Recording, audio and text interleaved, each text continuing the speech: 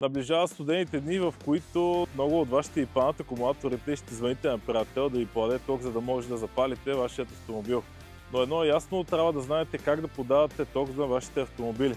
Отваряме капака и на двата автомобила, взимаме черния кабел и го поставяме на минуса на акумулатора. Поставяме на другият автомобил, от който ще подаваме ток. Взимаме червения кабел.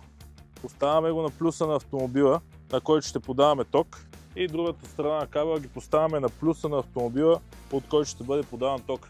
Запалваме автомобила, от който ще подаваме ток на другият автомобил, на който му е паднал акумулатор.